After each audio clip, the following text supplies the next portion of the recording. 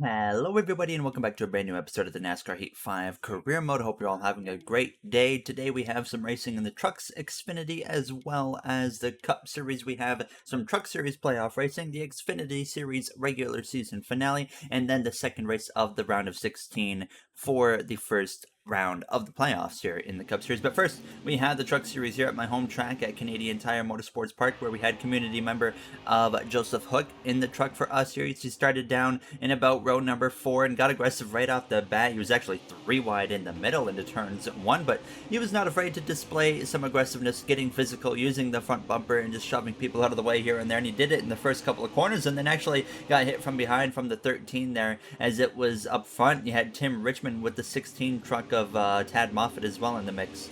Right there, you see the sideways from Joseph that kind of hurt his ground that he had kind of made right there because our truck wasn't fully prepared for the road course race here, so our chassis was a little bit off, so we definitely didn't have the pace that we usually have. And then a little bit later in this race, it got past the 40 of Gutierrez, got to the back of the 23 of Brett Moffitt here as he went down into the final turn. He moved him out of the penultimate corner, and it would move up into that now third position. But unfortunately, you can see second and first were too far out in front. We come straight through to the final few corners on the final lap now, and it was going to be still, even with our truck chassis for the road course not being fully prepared, a very strong effort here in this playoff race in Canada as Joseph Hook came through to cross the line to finish in the third position. Austin Hill in the 16, I don't know why I said Tad Moffitt, but Austin Hill picks up the victory there in that 16 truck as you see the rest of the finishing order on your screen. So now coming through into the Xfinity Series race, the regular season finale, and there was like 10 points separating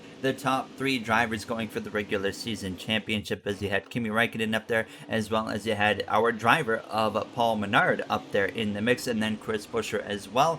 But unfortunately, the regular season finale is at Richmond, a track that hasn't treated us well in the past here in the Xfinity Series, so it wasn't looking like Paul's chances of winning the regular season championship were very good coming into this episode, and it definitely didn't help when both Chris Buescher and Kimi Räikkönen were running in the top 5. So Paul, like I said, really struggled. He couldn't really do anything. You can see now past the midway point in this race, he had really gone nowhere. He had gained a few spots here and there, but was just trying to hang on at this point to the end of this race. And that's exactly what he would end up doing as we came through to the final lap here into turns 3 and 4 for the final time. Still stuck behind the 36 of Alex Labbe, but it was Kimi Räikkönen coming through to win the regular season championship here in the GoBowling.com 250 from Richmond. But he did not win the race. It was actually Sheldon Creed who picked up the victory there in that 9 car for Junior Motorsports, and then you had Kevin Magnussen as well as AJ Allmendinger up there in the top 5.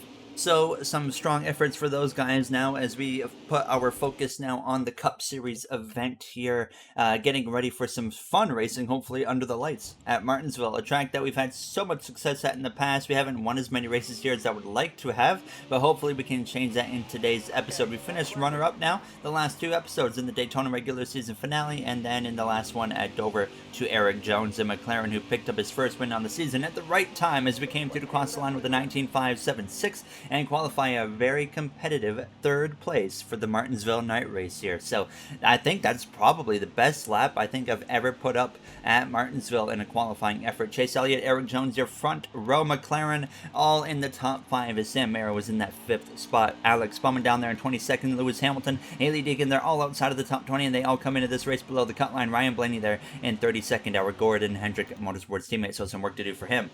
All right, boys, a track that we've had success at in the past, and we qualified really good. I mean, clearly we have a good car for tonight, so let's go try to get a win.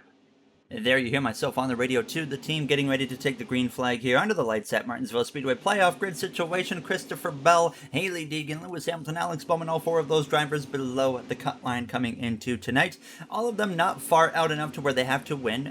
Bell being in really good shape, less than 10 points below the cut line. And then, of course, you look up in front of the cut line, you got Harrison Burton as well as Derek Kraus, the first 2 drivers that are trying to keep from going below that cut line here. And they don't have a very comfortable gap above it. So it's about to see see what happens here from Martinsville Speedway onto the lights. How will this playoff grid change after a wild first race to the playoffs? We're about to find out, as it is green flag racing here from Martinsville Speedway. Chase Elliott in the McLaren leads the way into turns 1 and 2, and we're already up the inside of the number 7 McLaren teammate of Elliott's, of Eric Jones. Behind us, you got Derek Krause. We were just talking about him being pretty much the first guy at risk here of finding himself below the cut line after today, but right now qualifies in a good spot up inside the top 5, and he needs to remain there as long as he can to make sure he gets even more points to get himself more and more comfortable above that cut line going into the elimination race in the next episode at the Charlotte Roval, where I look at a guy like Lewis Hamilton as the biggest threat there that's below the cut line currently, because he's, of course, as you guys are not surprised at all, very good at the road courses. So we know Lewis is going to be a strong threat at the Charlotte Roval. He has never won here in the Cup Series yet, but you never know. He could pull it off at the right time of the season at the Charlotte Roval. We come through already to lap 12 into now lap 13 of this race, and you can see Chase Elliott, he checked right on out. He was already up to lap traffic.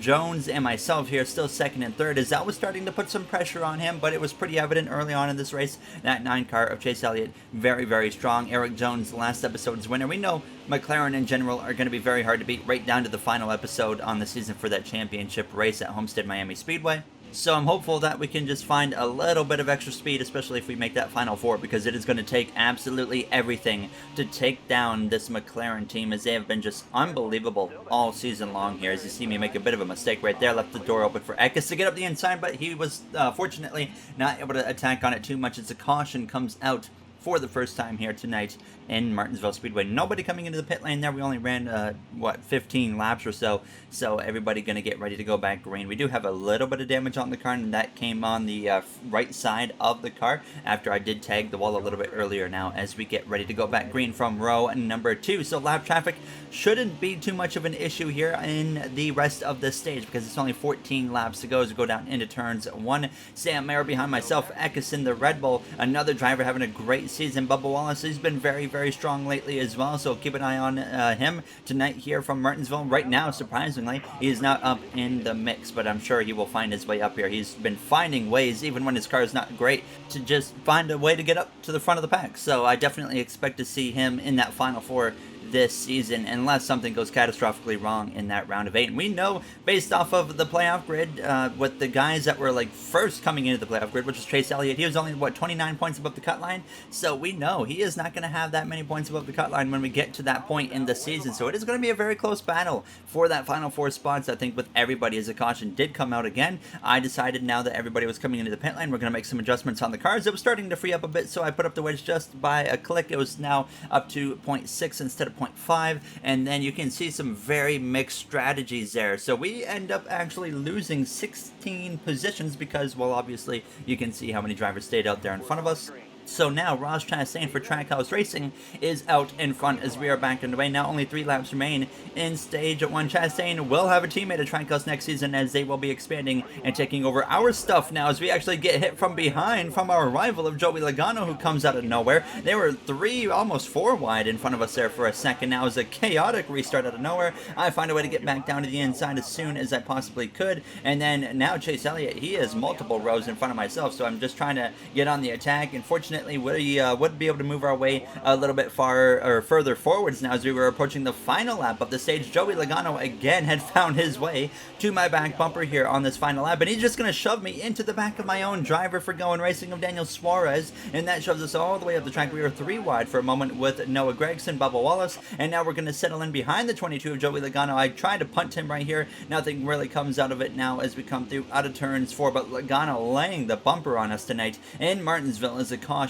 comes up to end the first stage, and we cross the line for a 14th place finish instead of a 2nd or 3rd place finish. We don't even get stage points, but obviously we come into this race over 60 points above the cut line, so I'm not really concerned about missing out on points in stage 1 at Martinsville, as everybody that did not come into the pit lane under the last caution has to come in here. So we're actually going to be probably 2nd, 3rd, or 4th or something like that going into the start of stage 2. Lewis Hamilton down there in 33rd, Haley Deegan in 31st. Not good races for them so far, and they came into this race already below the cut line, as we are sure enough in 4th place. Justin Haley leads the way here for the start of stage 2, which is now underway alongside our rival of Joey Logano. We just saw how he's willing to race us, and he's already pushing us up the track, and he spends so much time trying to focus on me that he ends up getting forced 3 wide and messes us up even more, and now he's going to try and put us in the wall down the back straighter. I'm going to shove him to the inside as much as I can, into the side of the 83 of Vegas we go. There, a bit of a mistake on my part to get into him,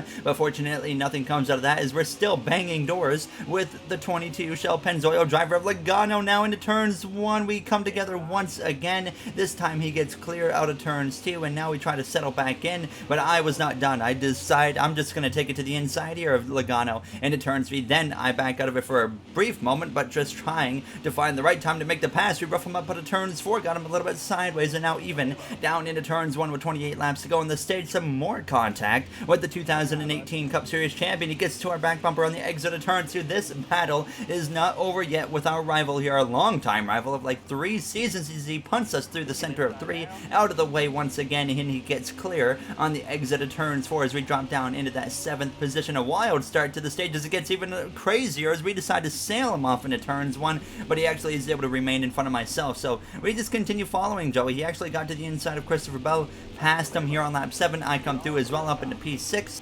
We were already getting closer to some lap traffic here with 18 laps to go in stage 2, as Justin Haley was actually holding on to the lead in that colleague car now over Chase Elliott. So he was doing a really superb job right there in that 16 car. But things kind of calmed down as I say that, actually plow into the back of the 22 of Joey Logano into turns 3. But it was actually relatively calm between us two for at least a few laps here now, as we were giving him some bumps here and there. And then as we went through to lap 17, now I'm trying to actually force my way through because I see the lap traffic coming, and I said we got to get past that 22 before the lap traffic, so it's a lot easier to deal with that. So we rough our way through, and then into turn 3 we get clear, and he's going to once again try and punch us out of the way, but I was able to stomp on the brakes enough to where he didn't just shove me out of the groove. And now as we go down into turns 1, though, he is right behind us still. Another bump from the 22 of Joey Logano as we exit the corner. He is going to find himself back in front. Some contact there, into the wall we went. After that, that was just me losing the car on the exit of turn 2, nothing that he did.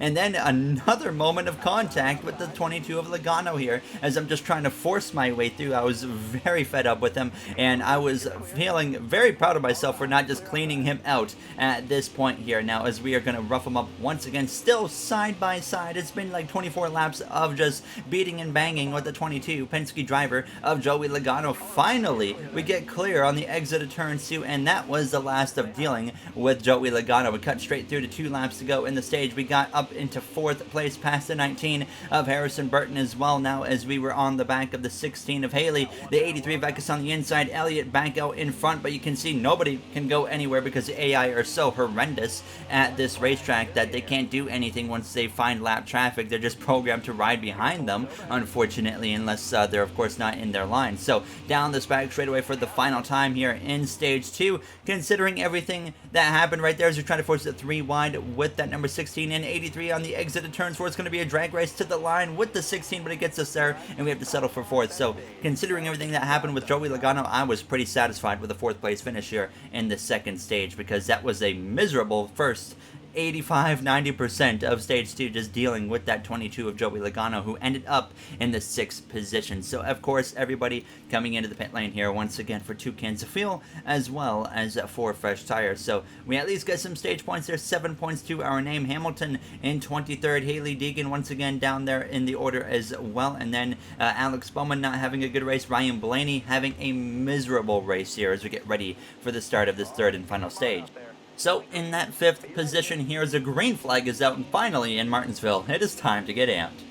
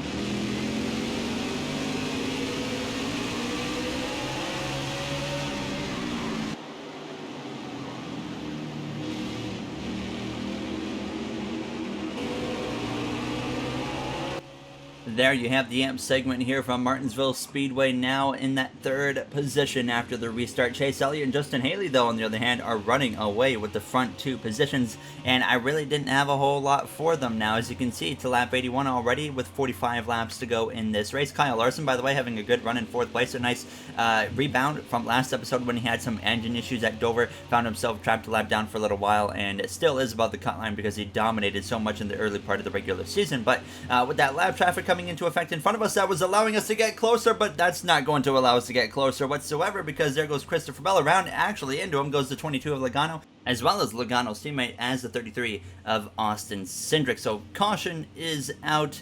Everybody coming into the pit lane, 2 cans of fuel, 4 fresh tires is what I decided to go for. And there was a mixed strategy. Elliott did the same thing. I actually overtake him on the pit lane, but you can see that other than Justin Haley, everybody in front of him actually did, I think, either 2 tires or no tires. So we get back underway here with 41 laps to go. And now I'm noticing, well, Elliott's going to be stuck on the outside here. I have an advantage that he does not have. And we're even going to get past the 16 of Justin Haley. So in reality, we're the first car all of a sudden on fresh tires. And we're not the best car here. We're not the fastest one. Elliott and Haley both way faster, and I mean way faster than us here today in Martinsville. If it wasn't for lap traffic, I could see myself getting lapped by those 2 guys at some point throughout this race. So all of a sudden, we're in position to potentially go and win this thing, just based off of luck and the AI, of course, not being good at Martinsville Speedway. So up the inside of the 29 of Cole Custer there for Kevin Harvick Incorporated. We get past him. We would now fight up the inside of the McLaren driver of Eric Jones. He can do any strategy he wants. He won last episode, so he has nothing to worry about here today, as well as in the next episode. We really have nothing to worry about either, and of course with this run we're having today inside the top 10 in stage 2, and if we get a top 10 finish, we'll likely be locked in on points to make it to the next round after today's episode here from Martinsville. Now in lap 92 up the inside of Sam Mayer, Kyle Larson in third place, Bubba Wallace in second. I was saying earlier in the episode, even when Bubba doesn't have a great car, he still is finding a way to get himself up towards the front of the field, and that is exactly what he has done here today. Up into second place he is right now, as we would now try to put the fight to our Gordon Hendrick Motorsports teammate of Kyle Larson on lap 97. We're just going to sneak up the inside of him here through turns 3 and 4. Unfortunately, I had Justin Haley right on my back bumper just following me through here, so it wasn't like I was going to get a break and try to run away with this win, because that 16 colleague car is right on my back bumper here now. So lap traffic again becoming an issue for the front 2 drivers of Ryan Preece as well as Bubba Wallace here in now the 103rd lap. So just over 20 laps to go, and we have gotten ourselves back up into the mix for this race. Victory. Daniel Suarez there, unfortunately, in the way. Now is actually, I was expecting Bubba to go to the outside of Suarez, but Suarez jumped to the top, caught me off guard, and that allowed the 16 of Haley to slip up my inside. And then now on lap 106 here, I make another bit of a mistake getting trapped up on the outside, because here comes Noah Gragson up in front of us, the 16 of Haley on my inside again into turns 1, and now that opens the door for the 19 of Harrison Burton to get up my inside. So all of a sudden we were in position to go and try to steal a win, and now we have made 2 wrong decisions here with lap traffic and dropped down to P5 here as we come through turns 3 and 4 on the inside of that 1 car for Chip Ganassi Racing of Noah Gragson on the exit of turns 4. Behind us, he actually goes spinning on the exit of the corner. It looks like a tire blew literally as I was passing him there, as Bubba Wallace, for some reason, as a caution comes out, is deciding to come into the pit lane and give up his 2nd place position. A very baffling call, as nobody else is going to be coming into the pit lane other than Noah Gragson, as well as actually Brad Kozlowski there for Stuart Haas Racing. So I guess Bubba's determining maybe they can't make it on fuel or something at this point, or they just don't have the confidence in the tires. But Ryan Preece, who's on the same strategy, stays out and remains in the lead, as we are now up into 3rd place here for what could be the final restart on the day. 15 laps to go. Chase Elliott right behind us on the inside, so that is a bit of a concern as we go down into turns 1. But I spoke too soon, because he does not make a smart move into the corner, tried to go on my right hand side, and then got forced 3 wide by his teammate of Eric Jones, as Justin Haley already clear of myself and Ryan Preece, who is on a older tire strategy than us, but he is putting up an incredible fight right now. And unfortunately, you guys know the 16 of Haley is way faster than me here today in Martinsville, and as soon as he got clear, I knew I was in trouble without lap traffic, so he would start pulling away, but so would the 2 of Ryan Preece, and I was very very, very surprised to see that 2-car Ryan Preece for Penske Racing be so strong here. He has had a miserable season for Penske Racing, and it hasn't been looking good whatsoever, but we cut through to lap 119, both him and Haley checking out now as Elliott was back up into 4th place, but we had a nice gap to him, and we were running out of laps very, very quick now, coming to 3 laps ago already, 2.5 laps ago really. Lap traffic again was in the mix because the AI are just so slow around here that it really doesn't take any time at all to run down lap cars again. You feel like you're just dealing with them all race long, but we come to the 2 to go. Preece going in and out of traffic. He got in front of Ryan Blaney, now to the outside of the number 3 of Austin Dillon. He's got to get past Daniel Suarez as well. Justin Haley breathing his neck down. He is right there ready to pounce on an opportunity, and as we approach the final lap, well, all of a sudden here I come back into the mix here. Can we maybe steal the win on the final lap? I'm trying to hang on and not spin the car out because the traction was just horrendous as we start this final lap. Now Haley to the inside, Preece stays up high. I jump up to the top. We're 3 wide for a moment there with Elliott and our Gordon Hendrick teammate, who's a lap down of Blaney, but it's not going to be enough for Preece, but we are going to have the advantage over Haley through turns 3 and 4. Ryan Preece, after a miserable season, will come through to win in Martinsville, not in the playoffs. We come through to cross the line for our 3rd consecutive 2nd place finish here from Martinsville Speedway, and overall a great race for us because this will lock us into the round of 12 on points. So that means we can go to the Charlotte Roval and just throw everything we have at trying to win that race, and if we crash, well, we crash. It doesn't really matter at that point as you see the rest of the finishing order on your screen. So some playoff drivers, of course, with some big issues like Christopher Bell, a playoff driver who DNF'd after that spin on lap 81, and there you see the updated playoff grid. So I don't think it's the end of the world for Bell because he's only 15 points below the cut line after crashing out of the race. But you can see all 4 drivers that are below the cut line are less than 20 points below going into the Charlotte Roval. Definitely do not count any of those drivers out. And I think Alex Bowman, he's had a strong history in the past at the Charlotte Roval. I would definitely look at him as a potential threat to sneak into the round of 12 just based off of a really strong run at Charlotte. There you see the Xfinity playoff grid that has been set, the top 12 right there. Paul Menard, of course, in really, really good shape there, 33 points above the cut line. As always, if you guys enjoyed this episode, you do know what to do, and I'd, of course, like to thank you all for taking the time of your day to watch this episode and any other one on the channel. I really do appreciate your time, and there you see, going into the cutoff race at the Roval, it's Deegan, Bell, Hamilton, and Bowman all below the cut line. Can any of those drivers find a way in? It's going to be a tough one for them as Elliott, myself, Eckes, Bubba Wallace, Jones are all locked in going into the next round. Before we end it, just want to say thank you to the Go One Racing members of MJ, Joseph 9001, Timothy Arline, Bubba Jr., Brett Durward, Dark Gengar Gaming, AJ Vasura, Russell Dixon, Kenneth Barnett, Daniel9302, Speed Demon 341, as well as Illinois Diecast. I appreciate you guys' support so much, and I'll see you guys in the next one. Have a great day, everybody.